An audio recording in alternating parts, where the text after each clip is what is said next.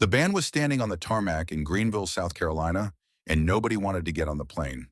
That is the simple truth of October 20th, 1977. Not a rumor, not something reconstructed from memory, with the benefit of knowing how it ended. Several people on that runway were openly afraid. Alan Collins did not want to board. Cassie Gaines had the same look on her face she always got when this particular aircraft came up. She had ridden in the band's cramped equipment truck for hours on a previous leg rather than step foot on it. Drummer Artemis Pyle would say years later, quietly and without drama, that most of them knew something was wrong that day, and nobody said stop. Then Ronnie Van Zant walked through the middle of all of it. No raised voice, no speech. He looked at the people around him the way a man looks at something he made peace with a long time ago, and he said what he said. If the Lord wants you to die on this plane, when it's your time, it's your time. Let's go, man. We've got a gig to do. And then he got on the plane first. The strange part is not that he said it. The strange part is that for Ronnie Van Zant, this was not bravado. It was not the loose confidence of someone who thought nothing bad could happen to them. It was something quieter than that and considerably more unsettling. He had been saying versions of this for years, to different people, in different cities, on different continents.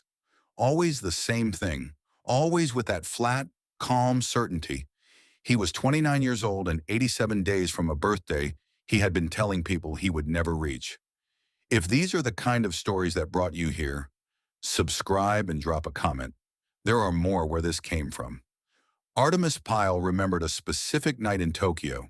The band was at a bar, drinking sake the way musicians drink on the road, and Ronnie leaned over and said it the way he always said things, plainly, like he was reading something off a wall no one else could see. I am never going to live to see 30. I want to go out with my boots on. Pyle told him to quit talking like that. Ronnie smiled and let it go. This was not a one-time thing. Ronnie's father, Lacey Van Zant, had heard it so many times that it had stopped being a shock and turned into something that quietly frightened him. He would push back, tell his son to stop saying nonsense. Ronnie would not argue. He would just say, "Daddy, that's my limit," and then move on to something else.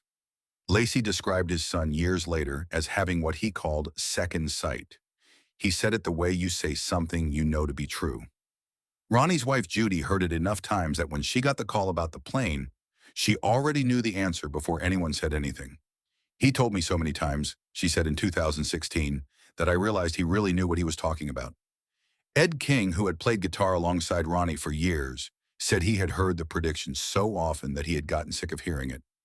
Not because he believed it, because he didn't. And hearing it that many times from someone that certain was its own uncomfortable thing to sit with. These were not people misremembering things in the fog after a tragedy. Multiple people, in separate rooms in separate years, heard the same thing from the same man. He said something he believed, and he kept saying it until the people around him ran out of ways to argue. One detail gets skipped in most retellings. In the months before October 1977, Ronnie had started calling himself the Mississippi Kid. His entire life had been built in Florida. He had no connection to Mississippi that anyone could name. He just started using the nickname, and no one asked why. His only real connection to Mississippi turned out to be where he died. The plane itself had a history before the band ever signed the charter. The Convair C-240 was built in 1947, which made it 30 years old by the time the band's management contracted it. Artemis Pyle later described it as looking like it belonged to the Clampett family. Billy Powell, the keyboardist, called it Gaffatape Airlines. Earlier in 1977, Aerosmith was looking for a touring aircraft. Their management sent a man named Zunk Bucher, the assistant chief of flight operations, to evaluate the Convair. He brought his father. They walked around the plane, took stock of the maintenance situation, and then they saw something that ended the conversation. The pilot and co-pilot were in the cockpit passing a bottle of Jack Daniels between them. This was during the inspection itself. Bucher rejected the plane. Neither the aircraft nor the crew met their standards. A few months later, a different management team signed a charter agreement for the same Convair with the same two pilots. The tour they were on when they boarded that plane was called the Tour of the Survivors. Their album Street Survivors had come out 3 days before the crash. The original cover showed the band standing on a city street while everything around them was on fire. In the photograph, the flames fell directly across Steve Gaines's face, almost completely covering it. After October 20th, the label pulled the cover from stores and replaced it with a plain black background. The album became their best-selling record. The last song Ronnie Van Zant ever wrote was called That Smell. It was about the stench of death and what happens when you keep ignoring the warnings right in front of you. 2 days before the crash, the plane's right engine produced a 10-foot flame that everyone on board could see. The aircraft landed safely, but the people inside understood what they were riding in. Several pushed to swap it out before the next leg. The decision was made to take one more flight to Baton Rouge and upgrade to a Learjet once they arrived. The Learjet was already arranged. JoJo Billingsley, one of the backing vocalists, was not on the October 20th flight. She was dealing with health problems and planned to rejoin the tour later. Before the flight departed, she called Alan Collins. She had dreamed about the plane going down. She told him not to get on it. He thanked her and got on anyway. The flight left Greenville just after 4 in the afternoon. For the first couple of hours, nothing alarming happened. Ronnie was lying on the floor of the cabin because his back was giving him trouble. Some of the crew were playing cards at the back. The sky was ordinary. Then the right engine went quiet. Then the left one did too. Artemis Pyle walked up to the cockpit.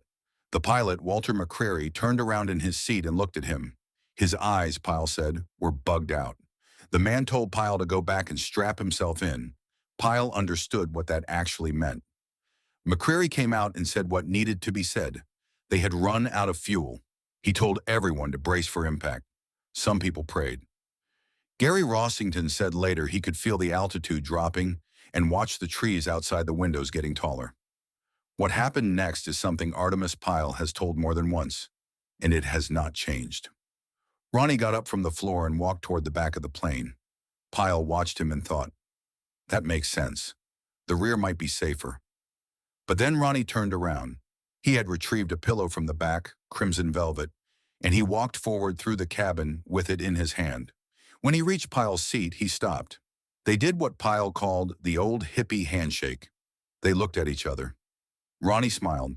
Pyle said later that Ronnie had a beautiful smile. And then Ronnie continued forward and sat down in his seat near the front of the cabin. Pyle said it plainly. Ronnie knew he was going to die. The pilots tried to bring the plane down somewhere manageable, a field or a stretch of highway, but the aircraft was losing altitude faster than they could redirect it. The treetops appeared through the cloud cover, and then there was no more distance between the plane and the trees. Gary Rossington described the impact as hundreds of baseball bats hitting the outside of the fuselage all at once, getting louder until he lost consciousness. It took approximately 15 seconds for the Convair to cut a 500-foot path through Mississippi pine trees. The wings came off. The cockpit buckled. The fuselage turned sideways and the people inside were thrown forward at close to 90 miles an hour. Ronnie Van Zant died instantly. A single blow to the head. His autopsy documented one injury, a bruise the size of a quarter at his temple. No other marks on his body anywhere. The survivors around him had broken bones, torn tissue, injuries that required surgery over weeks. Steve Gaines died on impact. Cassie Gaines survived the crash itself, but died from blood loss before rescuers could reach her through the swamp. Leon Wilkson's heart stopped twice on the operating table. When Wilkson came back, he told people what he had seen. He said he was sitting on a log shaped like a cloud, and Ronnie Van Zant was there. And so was Duane Allman, who had died on a motorcycle almost exactly 6 years earlier on a different October. Ronnie looked at him and said, "It's not your time. Get yourself out of here." Wilkson got out. Artemis Pyle crawled out of the wreckage through a hole in the plane's tail with broken ribs. He had spotted a farmhouse during the descent. He walked toward it through the Mississippi swamp. When he got there, covered in blood, the farmer came out with a gun and fired a warning shot. Pyle yelled plane crash with what he thought might be his last breath. The farmer eventually lowered the gun and called for help. The bodies were laid out in a temporary morgue at a local high school gymnasium. Lacey Van Zant traveled to Mississippi to identify his son. Then he went directly to the hospital to visit the survivors. They were in their beds, injured and medicated, and they asked how Ronnie was doing. Lacey looked at the men his son had led for over a decade and told them Ronnie was fine. He said they should rest and get better. He had come to that hospital straight from the gymnasium. He kept it to himself so the men in those beds could have a little more time before the news came down on them. Someone who was there said it was the strongest thing they had ever seen a man do. Ronnie Van Zant was buried in Jacksonville in his signature hat and with his favorite fishing pole. He had spent most of his time off near the water, quiet, away from everything. The band would not perform again for 10 years. Street Survivors sold more than 1 million copies. That smell stayed on the radio. Freebird has been requested at more live shows than anyone has counted because certain things outlast the people who made them by a distance that cannot be measured. Ronnie Van Zant said for years that he would not reach 30. He said it in Tokyo and at home and in dressing rooms and bars, to his father and his wife and his drummer, until the people who loved him either stopped hearing it or quietly started carrying it on their own. He was 29 years old. He was 87 days from the birthday he always said would not come. He was right. He was on the road, heading to a gig with his boots on, exactly the way he always said it would go. Some people spend their whole lives trying to understand who they are and never land on anything solid. Ronnie Van Zant seemed to know at least one true thing about himself from a very early age, and he carried it without making a performance of it. He got on every stage the same way. He got on every plane the same way, right up to the last one. Subscribe if you think these stories are worth your time, and tell us in the comments what you make of this one. Do you believe some people genuinely know something the rest of us don't? Or does the mind just find patterns in things that were always random? Write it below. When the lights fade and the illusions vanish, only the raw truth remains.